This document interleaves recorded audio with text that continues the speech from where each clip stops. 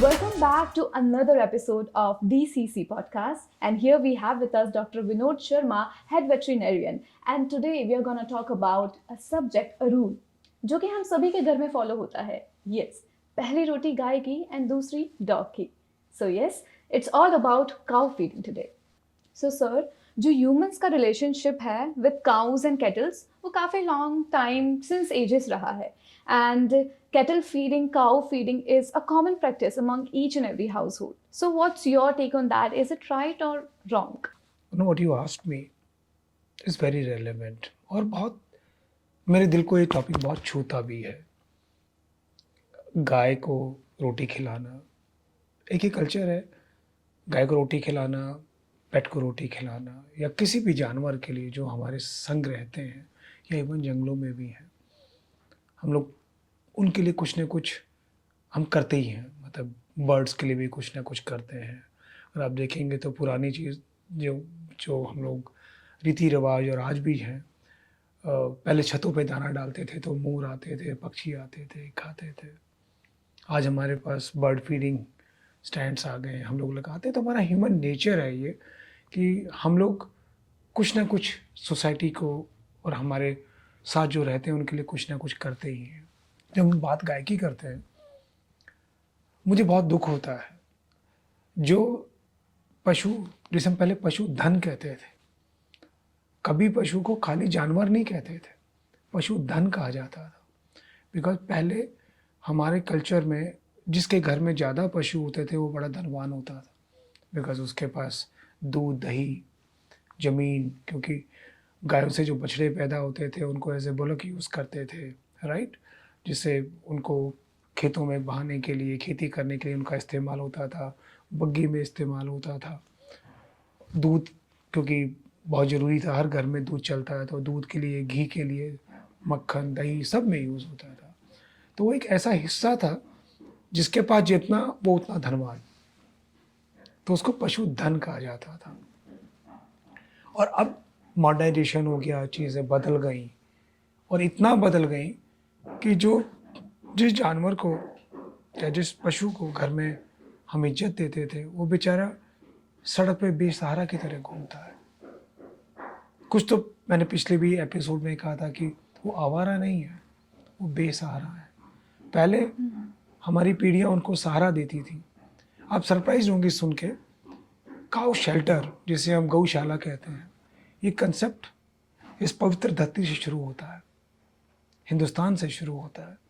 कि बूढ़ी गायों के लिए, अपाहिज गायों के लिए या अनप्रोडक्टिव जो मतलब दूध नहीं दे रही हैं, उनके लिए एक अलग जगह, अलग शेल्टर बनाते थे जहाँ पे उनका खाना पीना, उनकी देखभाल करने के लिए लोग अलग से वॉलंटरीली जाते थे कि भाई चलो वहाँ पे वो गाय है या जानवर है, हम उसकी देखभाल करेंगे. सब चीज़ों की इतनी केयर थी, इतनी रिस्पेक्ट थी, बिकॉज वो आपके घर में बहुत बड़ी वैल्यू रखती थी, राइट.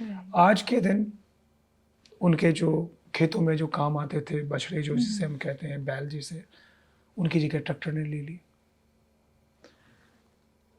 जो इंडिविजुअल लोग गाय रखते थे या पशु रखते थे अपने घर के लिए, उन्होंने उठा के उनको मदर डेयरी से या जो मिल्क बूथ से वहाँ से दूध आने लग गया. बिकॉज मॉडर्नाइजेशन हो रही है, चीज़ें बदल रही हैं. गायें जो घरों में होती थी वो बेचारी सड़कों पे आ गई. अब सड़कों पे आ गई तो सड़कों पे कितनी उनकी इज्जत रह गई. जिस गाय को आसपास गाय देखने की आदत है और खेत देखने की आदत है, वो बाहर चरने जाती है, ग्रेजिंग के लिए जाती थी, वो आज सड़क पे कूड़ेदान में मुंह मारती है. Yes, exactly. राइट. घर का बचा कुचा गंदा खाना जिसके अंदर प्लास्टिक है, लोहे की चीज़ें हैं, कांच की चीज़ें हैं. गाय अपने आप में हम कहते हैं सेलेक्टिव फीडर है, वो चूज़ करके खाती है. खेतों में जाती है. गाय का दूध क्यों इतना अच्छा माना जाता है? बिकॉज जब वो ग्रेजिंग के लिए जाती थी तो वो केवल सेलेक्टिव फीड करती थी. जो प्लांट्स या जो रूट्स जो आपकी मेडिसिनल वैल्यूज़ हैं उनको वो खाएगी, तो उसके दूध में वो सब चीज़ें आती थी, राइट. सो इसलिए उसकी वैल्यू ज़्यादा होती है. सेलेक्टिव फीडर है वो. आज उसको सेलेक्टिव फीडिंग किया आपने तो घास तो हटा दिया, जंगल तो गए आपके, जंगल की जगह आपकी बिल्डिंग्स खड़ी हो गई. जो ग्रेजिंग लैंड, जो गौचर भूमि जिसे हम गाँव में कहते थे, वहाँ आजकल बड़ी बड़ी बिल्डिंगें बन गई, चीज़ें बदलने लगी हैं। कोई कंट्रोल नहीं है गवर्नमेंट का किसी चीज़ के ऊपर, मतलब माफियाज हो जाते हैं। तो आप क्या करेंगे? तो बेचारी वो गाय, वो जानवर सड़क पे रहते हैं। सड़क पे वो गाड़ी कोई हिट कर रही है, कोई आदमी कोई इसको हिट कर रहा है, कोई डंडा मार रहा है, घर के आगे उसने गोबर कर दिया, तो उसको गोबर बुरा लगेगा। जबकि आप अगर ध्यान दें तो गोबर का उठा के हम लोग वो कंडे बनाते थे, जैसे हरियाणा में उपला भी कहते हैं और कुछ एक कंडा भी कहते हैं जगह। वो आज के दिन अगर आप देखेंगे तो हवन में काम आते हैं या और चीज़ों में काम आते हैं। वो एक बिजनेस बन गया लोगों का, वो तो गौशाला से लेते हैं। सड़क पे आपने गंदा कर दिया, उठा के डंडा मार देंगे उसको, राइट? कि वो गंदा कर गई मेरे घर के सामने, तो बेचारे की इज्जत कहाँ रह गई? और ये किसी भी जानवर का, डॉग के साथ भी यही हाल है। हम उनको पेट में अपने घर में लेते हैं तो बहुत ही प्यार से रखते हैं, लेकिन अगर वो गली में है तो उसको डंडा मारते हैं, गर्म पानी फेंकते हैं, कुछ करते हैं। ऐसा तो नहीं होना चाहिए। हमें ये सीखना पड़ेगा, जो भी जानवर जिससे मैं कह रहा हूँ, पशुधन जो है वो जो सड़कों पे आ गया है, उसकी हमें रिस्पेक्ट करनी चाहिए। हर बर्ड्स की भी रिस्पेक्ट करनी चाहिए। हमें उनके लिए, देखिए, पानी पानी त्राहिमाम त्राहिमाम त्राहिमाम, हम पानी की बात कर रहे हैं कि आने वाले सालों में पानी की बहुत बड़ी किल्लत होने वाली है, और आज भी किल्लत है। शुद्ध पानी की बहुत बड़ी प्रॉब्लम है। वो बेचारे जितने भी पानी की सोर्सेज थे आसपास में देखता हूँ, कहाँ रह गए पानी के? जानवर कहाँ पानी पिएगा? अगर बुल जो हैं सड़क पे इतने केसेस आते हैं कि वो किसी ने उसको हिट कर दिया, उसको गाय ने मार दिया, कभी बहुत से केसेस होते हैं। आप ये देखिए, जिस जगह वो गौचर भूमि थी, बहुत सी चीज़ें आगे पीछे हो गई, हमने उनके लिए पानी की जगह नहीं छोड़ी, उनके लिए रहने का एनवायरनमेंट ही नहीं छोड़ा। जिसको खेत में रहना चाहिए, जिसको खुली जगह में रहना चाहिए, वो सड़क पे बैठी है, आसपास से गाड़ियाँ निकल रही हैं। वो लोग भी मेरी और तेरी आपकी तरह एक इंडिविजुअल है। मेरा और उनका नेचर भी अलग अलग हो सकता है। मैं हो सकता है एग्रेसिव हूँ, क्योंकि मेरे जिस तरीके से मैं ग्रो किया, मेरे सराउंडिंग्स कैसे हो सकता है मैं बहुत माइल्ड, बहुत सॉफ्ट हूँ। तो गायों का भी नेचर होता है, हर जानवर का अपना नेचर है। अगर आपने देखा हो, कौवे भी आपस में फाइट करते हैं, बंदर भी आपस में फाइट करते हैं, एलिफेंट्स भी फाइट करते हैं। फाइट हर जगह है, लेकिन फाइट के रीजन्स अलग हैं। तो मेरा और आपका और एनिमल की अपनी पर्सनालिटी होती है, लेकिन अपना एक ऑरा होता है, उसी हिसाब से वो बिहेव करता है। तो आप हर वक्त जानवर को ब्लेम नहीं कर सकते, इसने काट लिया, इसने कर दिया, उसमें हमारी भी गलतियाँ हैं। So it's a give and take process. मुझे अंडरस्टैंड करना पड़ेगा। ये सेम चीज़ आई रिमेंबर, जब मुझे याद है मैं छोटा था तो my father was like standing on the road side, और दो बुल फाइट कर रहे थे आपस में फाइट कर रहे थे, और साथ में खड़े हुए हैं, और आके एक हिट कर गया, राइट? चोट लगी उन्हें, बट उस वक्त उनको प्रोवोक, आपस में फाइट कर रहे हैं, उनका नेचर है। अगर वो खेत में फाइट कर रहे होते तो कोई ह्यूमन आसपास होता ही नहीं। गायों को लोग यूज़ करते हैं, दूध निकालते हैं और बाहर छोड़ देते हैं। कोई ये नहीं देखते कि उनको सिर्फ यूज़ कर रहे हैं, उनकी केयर का नाम के नाम पे ज़ीरो।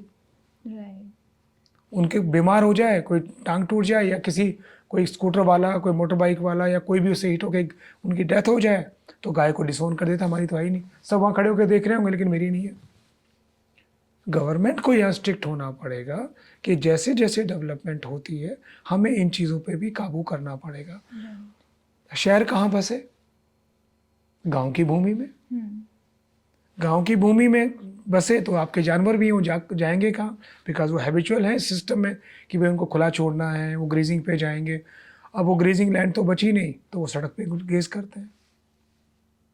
तो हम लोगों को अपने आप को चेंज करना पड़ेगा कि अगर मैं जानवर रख रहा हूँ, मैं गाय रख रहा हूँ, मैं एज ए पशुधन उसको यूज़ करता हूँ, तो मुझे उनके लिए काउ शेड्स होने चाहिए। जो पहले हमारे सिस्टम में था कि भाई गौशाला होनी चाहिए, और गौशाला हैं आज के दिन। जो गौशाला में लोग काम करते हैं उनको अपने स्टैंडर्ड्स अप करने पड़ेंगे, वहाँ काव्स की केयर अच्छी करनी पड़ेगी, और इंडिविजुअली सड़कों पे फीड करने की बजाय अमावस्या में फीड करना है, कोई घर में त्यौहार है, वो गाय के लिए अलग से निकालते हैं हम लोग, उसको फीड करना है। आप गौशाला जाइए ना, वहाँ दान दीजिए ना, वहाँ खिलाइए। Exactly right. So earlier it was a relationship give and take वाला Give and था. take process, अब it is all about just take. Yes. Humans have become so greedy and selfish. And as you mentioned कि responsible cow feeding, cattle feeding is really very important. In many households या कुछ लोगों को भी हमने notice किया है कि वो खाना एक पॉलिथीन में रख देते हैं बाहर. And आपने देखा ही होगा कहीं बहुत सारी जगहों पे the cow is chewing the polythene along with the food as well and many household में लोग ऐसा भी करते हैं कि जो खाना अनफिट हो चुका है, खराब हो चुका है ह्यूमंस कंजप्शन के लिए, ह्यूमन के कंजप्शन के लिए, वो बोलते हैं कि चलो ये गाय को दे देंगे, हम ये किसी कैटल को दे देंगे। तो जब आपके लिए वो खाना अनफिट हो चुका है, सो वो भी तो एक लिविंग बीइंग है। आप ये सोचिए, आपकी बिल्कुल सही बात है। पॉलीथीन्स मैंने बहुत ऑपरेशंस किए हैं, हम उसको रूमनोटमी कहते हैं कि हम बेसिकली ह्यूमन कैटल में एक जगह है, स्टमक का पार्ट है जहाँ पे ये सब चीज़ें इकट्ठी हो जाती हैं। आप यकीन मानेंगे, आप जब हम उसमें we try to take those polythene bags out, 20-20 kilo 25-25 kilo polythene निकलती है उसमें से, और आपको उसमें से हाथ निकालने के लिए जितनी मेहनत करनी पड़ती है, मतलब इससे बहुत ही डिफ़िकल्ट काम होता है। वो वेटनेरियंस करते हैं, पूरा डिवोट करते हैं। काउ शेल्टर्स में जाएंगे, आपको डॉक्टर्स वहाँ काम करते हैं ऐसे मिलेंगे, कॉलेज में मिलेंगे, हॉस्पिटल्स में मिलेंगे। तो बड़ा दुख होता है कि भाई देखिए, ये पॉलीथीन क्रिएट किसने किया? मैंने, ह्यूमंस ने। और वो खा कौन रहा है? वो जो खाने की चीज़ नहीं है। बिकॉज मेरी स्टुपिडिटी की वजह से मैंने सारा खाना, रोटी और उसमें डाल दिया। गाय उसको फाड़ नहीं सकती है, टीयर करना आता नहीं है, वो पॉलीथीन के साथ ही उसको खा जाती है, और वो चॉक कर देते हैं पूरे के पूरे सिस्टम को, and they die with painful death. आप पुण्य करने की बजाय आप पाप कर रहे हैं। Yes, exactly, sir. Even I have seen that many years ago in our hometown only. हमारे पास भी थी, 2 गायें थी, so the mother cow and the calf. So दोनों की ही डेथ, आई थिंक उन्होंने प्लास्टिक या कुछ खा लिया था, and they had really painful death. 1-2 घंटे के लिए वो तड़पती रहीं, their eyes went blue and all, and they succumb to that injuries and all. तो हमें दुख उनका भी समझना चाहिए ना, हमारी वजह से क्यों हो। एग्जैक्टली। So, मेरा ये मानना है, फीडिंग बुरी नहीं है, तरीके से, सही जगह पे, सही समय पे, सही क्वांटिटी में, सही मात्रा में। आप रोटी खिलाए जा रहे हो, एक दिन आपने इतना कर लिया कि भैया आज मैं रोटी खिला रहा हूँ, और उस पेट गाय को बीमार कर देंगे, आप डॉग को बीमार कर देंगे। आप बर्ड्स को दाना डालते हैं, आप उसको धोके डालिए। धोके डालने से जो भी आपके प्रिजर्वेटिव्स उसमें आपने पेस्टिसाइड्स वगैरह किसी ने यूज़ किए होंगे, उनकी वजह से उनकी डेथ नहीं होनी चाहिए, राइट। तो आप जब भी दाना डालें छत पे या फीडिंग करें, पहले उस अनाज को धोइए, उन सीड्स को धोइए, उसके बाद उनको डालिए, साफ़ करके डालिए, सही क्वांटिटी में डालिए। और उसके बाद आपके जो पानी के कंटेनर्स हैं जहाँ पे वो पानी पीते हैं, वो भी रेगुलर साफ़ होने चाहिए। आपके जो बर्ड्स के वाटर बोल्स हैं वो साफ़ होने चाहिए, बिकॉज वहाँ बेचारे काफ़ी ज़्यादा वो शिट हो जाती है बर्ड्स की। That needs to be maintained. Exactly. तो आई थिंक सो हम लोगों को सबको रोटी देने से पहले एक चीज़ सोचनी चाहिए, क्या रोटी देना सही है? क्या मैं इनके लिए और अच्छी चीज़ कर सकता हूँ? एग्जैक्टली। एक गौ कैटल शेड्स बन जाएं, वहाँ पे लोग जाएं, हम अपने बच्चों को लेके जाएं। It's not about cattle itself, सभी जानवरों के लिए एक फ्रीडम होनी चाहिए। तो मैं एक ही बात हर समय अपने बातों में, या इतने सालों के एक्सपीरियंस से, road is not the place for animal. They belong to homes, or they belong to their native flora, जंगल। अगर हम जंगल काट रहे हैं और घर बना रहे हैं, तो उनका हक हमारे साथ है। राइट। मेरी ड्यूटी बनती है, आपकी ड्यूटी बनती है, आप सबकी ड्यूटी बनती है कि we should respect them. Urbanisation ने बहुत सारी challenges for cattles and cows create की हैं, जैसे आपने मॉडर्न सोल्यूशन स्टेट किए, we need to follow that for them to make environment more safer. Modern मैंने और अपने लिए तो कर लिया ना, हम उनके लिए भी तो कर सकते हैं, because we are creative, we can easily create it. हम लोग वापस वो खुशहाली, वो हरी घास, वो हरी चीज़ें, मतलब कितना अच्छा लगे कि आपको स्कूल में या अपने आपकी फैमिली एक दिन शेल्टर में लेके जाए, वहाँ आप गाय देखें, वहाँ आप डॉग्स देखें, आप अपने हाथों से उनको ग्रीन चारा खिलाएं, राइट। आप उनको फूड दें, डॉग्स को, उनके साथ प्यार करें, खेलें, टाइम बिताएं, कितना अच्छा फील होगा। मैं ये नहीं कह रहा कि आप मूवीज़ छोड़ दीजिए या एंटरटेनमेंट छोड़ दीजिए, बट ये भी तो आपकी सोसाइटी का हिस्सा है। उनके लिए भी एक दिन निकालो, चाहे साल में एक दिन निकालो, हर हफ्ते निकालो तो बहुत अच्छा है, बट उनके पास जाओ, learn something from them, they will give you something. उल्टा देंगे आपसे, कुछ लेंगे नहीं। And so one more thing I want to point out, recently news में ये बहुत ज़्यादा आ रहा है कि without any reason we see cattles and cows being aggressive, and काफ़ी लोगों की इस वजह से डेथ भी हुई है. So why is it happening? हम कहते हैं unknown reason, but there is always a reason behind something. जो चाहे वो अच्छा हो रहा है चाहे वो बुरा हो रहा है. अब गाय का, जैसे मैंने बताया, गाय बैठी हुई है, राइट, एंड कोई भी बैठा हुआ है, वो किसी ने प्रोवोक किया, या पहले वो प्रोवोक किया होगा, या कोई ऐसी चीज़ उसको ठीक नहीं लग रही है, they get up and start running. या आपस में फाइट कर रहे हैं तो आप बीच में आ जाते हैं, चलते हुए बीच में आ जाते हैं. They don't like sounds, they don't, वो सराउंडिंग्स ही उसके लिए नहीं है. तो आप मेरे को और आपको ऐसी ऐसी सराउंडिंग्स में छोड़ दिया जाए जो मेरे लिए फिट नहीं है, so what I will do. और ये सारी गाय नहीं करती हैं, उनमें से बहुत तो ऐसी होती हैं, आप उनके साथ बैठ के चाहे कितने देर लेटे भी रहिए, कुछ नहीं करेंगी वो, rather they start licking you. Right. कुछ एक एग्रेशन तो हर एक का अपना नेचर होता है. सो उस नेचर को रीड करना तभी पता लगेगा दूर से आपको, जब आप उनको जितना उनको जानेंगे. मैं ये नहीं कहता कि डेथ्स नहीं हुई है, मैं खुद कहता हूँ, मैंने खुद वाइल्ड में हाईवे के ऊपर एक्सीडेंट फेस किए हैं पर्सनली, खुद गाड़ी चलाते वक्त. रात को काली गाय है या काला कुछ है आप दे रहे हैं, अचानक गाय आ गई आपके सामने, वो कहाँ से आ जाती है? तो कहीं ना कहीं मेरी और आपकी रिस्पॉन्सिबिलिटी है ना. So that's why I always say, हमारी सरकारों को, हमें सबको मिलके इनको काउ शेल्टर्स में रखना चाहिए, ना कि सड़कों पे. आप एक्सीडेंट्स और इंसिडेंट्स को कम कर सकते हैं जब ये जाएंगे. फीडिंग करना बुरा नहीं है, लेकिन राइट प्लेस पे फीड करना जरूरी है. और मुझे पता होना चाहिए मुझे ये रोटी या ये चारा कहाँ देना है. पुण्य कमाने के लिए हम जगह जगह मंदिरों में जाते हैं. अरे एक दिन गौशाला भी चले जाओ, एक दिन किसी काउ शेल्टर में भी, डॉग शेल्टर में भी चले जाओ, एक दिन बर्ड्स को फीड करने के लिए भी चले जाओ. Help NGOs, help charities, do some charity, come out of it. हमारे पूर्वजों ने की है, हमें भी करनी चाहिए. फॉर्मेट्स बदल सकते हैं लेकिन नीयत नहीं बदलनी चाहिए. हमारे छोटे छोटे किड्स हैं, छोटे पेट्स भी हैं. So how do we notice that body language of particular cattle की ये अब एग्रेसिव होने वाली है? How do we safeguard ourselves in terms of prevention actually? See, anything happens like this, एक सिग्नल मिलता है. गाय एकदम उठ के अटैक करेगी तो आपको एक टाइम गैप मिलता है. How you protect yourself, how you react to situation और you act on the situation. तो आपको एक्शन लेना है, ना कि रिएक्शन देना है. एक्शन लेने के लिए presence of mind and your accuracy has to be there. Accidents होते हैं, दैट इज कॉल्ड एक्सीडेंट. उसमें आप प्रिपेयर्ड नहीं है किसी चीज़ के लिए, लेकिन आप रिएक्ट कर सकते हैं या एक्ट कर सकते हैं, वो आपका कॉल होता है उस वक्त, उस सिचुएशन में. कई बार आप खड़े हैं, मैं आपसे बात कर रहा हूँ, पीछे से गाय ने आया, हिट कर दिया, अब उसमें क्या करेंगे आप? सो इसीलिए मैं बार बार आपको दोहरा रहा हूँ, वो सिचुएशन हो ही ना, इसलिए सड़क पे एनिमल होना ही नहीं चाहिए. आइडियल नहीं बोल रहा हूँ, लेकिन 99.9% ये चीज़ पॉसिबल है.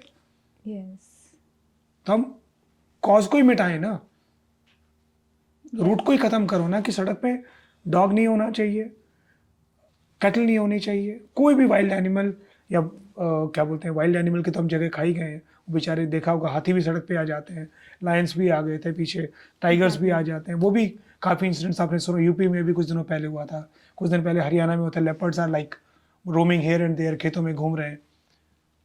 तो कहीं ना कहीं कॉन्फ्लिक्ट है, हमें कॉन्फ्लिक्ट दूर करना है. और I think so we people are developed so much, we can easily do it. लेकिन it is all about the ignorance. हमारे अंदर वो इतनी है कि सरकारों को भी लगता है ठीक है, जानवर का ही तो है, देख लेंगे, जो होगा सो देख लीजिए. They have to be responsible. It is all about environment. It's all about ecology, you know, like हम लोग को संग रहना आना चाहिए. Exactly. And individuals, people think कि मैं ही अकेला इनिशिएट क्यों करूँ, although to find a solution एक फर्स्ट इंडिविजुअल लेवल पे, देन कम्युनिटी लेवल पे, एंड देन गवर्नमेंट ओवरऑल एक लेवल पे वी नीड बूंद टू. बूंद से घड़ा भरता है, कहते हैं ना.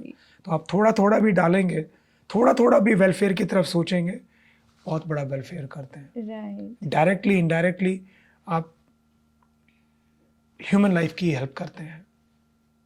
Yes, exactly. And कई बार वी से कि okay particular dog, particular cattle और cow is very aggressive, but एक टर्म मेरे दिमाग में आ रही है, villains are not born, they are Yeah, created. absolutely. It's all from the It's all, past trauma yeah, and it's all experience. you learn from Yeah. surroundings, you know, from where you live. Thank you for watching DCC podcast and stay tuned for further episodes as well. And don't forget to share your ideas and opinions in the comment section and do share it with other people.